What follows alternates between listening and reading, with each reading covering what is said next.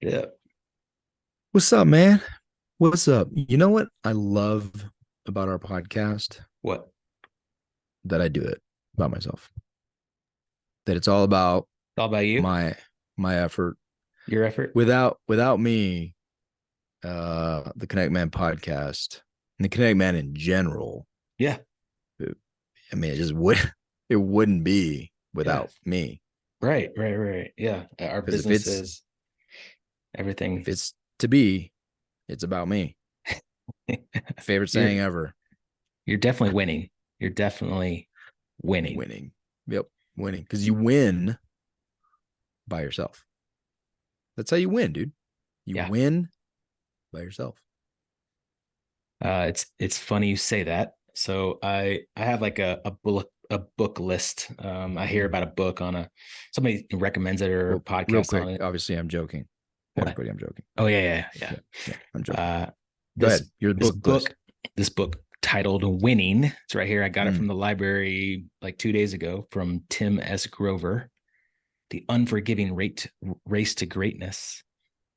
I'd heard him as a guest on a podcast, and I had it on my list, and it was at the library, so I picked it up, started reading it, and he was the coach for Michael Jordan, Kobe Bryant, and some other well-known athletes and CEOs and whatever. Um, and honest assessment, I couldn't finish it. I've read 3 or 4 chapters of it now. And like every chapter, I was reading what he was saying about him as a coach and about Michael Jordan and Kobe and their mindset. And it was everything was just about like how they did it on their own. How they had this warrior mentality of like working harder, waking up earlier, grinding, hustling more on their own. Um, you know, if their teammates couldn't handle it, then they would walk over them. They were, you know, I don't know them, like, but the book talks about like they were kind of dicks. They were kind of a-holes to their teammates, and a lot of players didn't like them because they were kind of jerks to them because they just had this winning mindset. And like I've had a hard time reading it. So I don't believe that. I don't think that that is a winning mindset. Oh, Well, I would encourage you to finish if you can, because I yeah, think that we should always educate ourselves on the other side. We should be well versed in different perspectives is my personal belief, and I'll probably pick that book up to read it. It sounds like I will lack inspiration, but there's always something to be learned. Like, I do believe the attributes of hard work and other things that made those two men unique are things that we could learn from, but I also believe that nothing is so. It depends where you put your priorities. Is your number one priority, and I'm asking myself this question as a fifth grade head coach for tackle football, flag football coach, how I encourage my daughter on the soccer field, and what I tell my son, my youngest son, about his competitive nature and spirit and all that kind of stuff. And looking at them all differently, and where's the value, right? And how do you define winning? Because that book is titled Winning, and that basically seems to me, I've not read it, so full disclosure, but it seems to me that winning is paramount, and that winning is the score on the scoreboard and the championships and the rings that's attained. right. Yep. But if your relationships suffer significantly, or you create, it just depends where you put winning, right? Like, that could be winning for somebody, and that's great. But I think it's interesting to me, the idea that what I can appreciate about those men is that I've heard it often said that they brought the rest of their team up. Like, that's one of the biggest criticisms between, like, when they talk about like MJ and and LeBron James, and which one makes their team better, and this, that, and the other, all these debates, which I find to be they're fascinating. I think it's very thought provoking, but I think there's this disconnect with one. We talked about this in a podcast with Brandon Jones. You don't do it on your own. Like, I've never seen the basketball game where a team put a single player on the court to play against the other five guys. Like, I've never seen that game happen. And I'm pretty sure, I'm just speculating here, Yeah. but I am almost positive that in that 1 versus 5, those 5 would probably dominate. I could be wrong, but I'm pretty sure no single man or woman can take on an entire team and win a basketball championship on their own. Football, we have the same conversation. I'm talking. Nobody at the 5th grade level wants to play offensive line or defensive line. They all want to be running back, quarterback, receiver, right? Yeah. And so I'm talking to these kids, and Jake is one of those kids. He's a bigger kid. I'm like, dude, what play happens without the O or the D line? Like, just tell me what happens if you don't have an O line. Like, there's no such thing as football without an O line. Yeah. Period. That's it. No play happens. And so this idea of, I think, is such a lie that it's so pervasive, that especially in our American culture, that if it's to be, it's all me, right? Like, I'm independent. It's on my shoulders. Pull myself up by my bootstraps. All this stuff that completely discounts the need for a tribe, a team.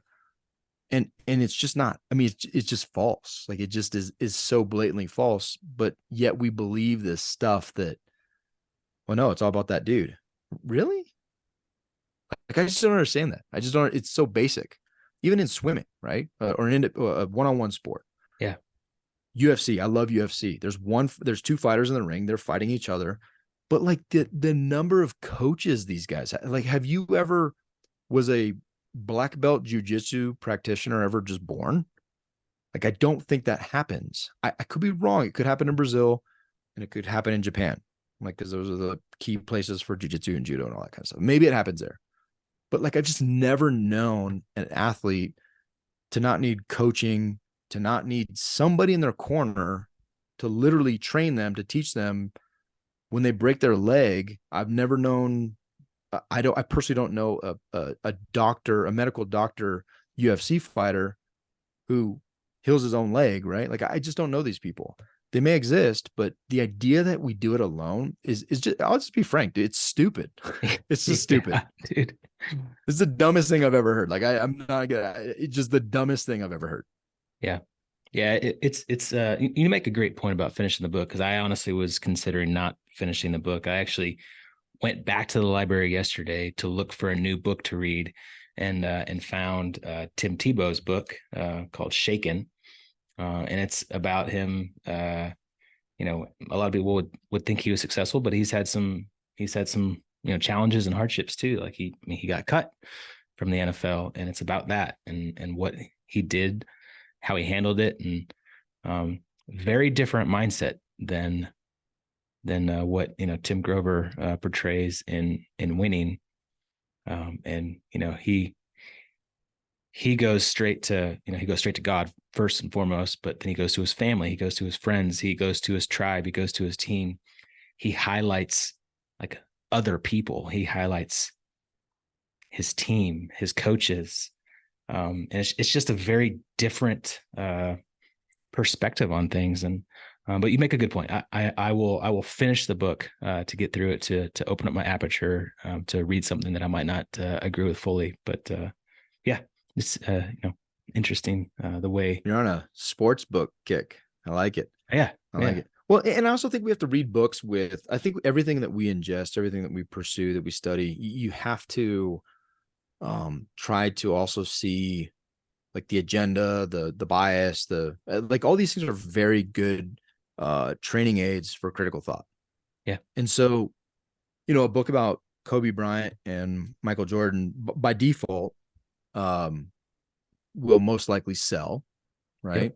Yep. And so I think looking at it through the lens of, okay, and I don't know this author, I've never read any books by him, and I'm not faulting or criticizing in any way. There may be an element of that him want to write a book that sells a lot, to make a lot of money. Like, I don't know. I don't know, but ultimately to be able to look and fully assess these things. And because I think that's what's missing so much from our culture today anyways, right? The ability to critically think, to move past. I've been guiltily watching. I say guiltily. It's fascinating to me.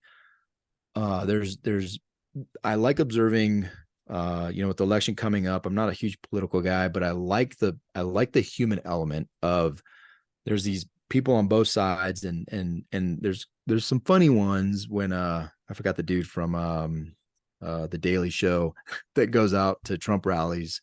Again, I'm not expressing a support for or a support against Trump or suggesting anything for his supporters or not. And also, you have to recognize they're cherry picking the interviews that make these supporters look like a bunch of knuckleheads, right? Yeah, right. Which is not hard. You could do that on both sides. It's very easy to find the idiots with their opinions. It's very easy to do that. So it's a comedy show / news, but it is very funny. I forgot his name. The guy Jon that goes Stewart? out and does it. Is that Jon Stewart? No. Jon Stewart's so long ago. They're on Yeah, like I two don't hosts watch. since then. I don't No, watch TV. it's not the host. It's a guy that they send out, the correspondent, to do it.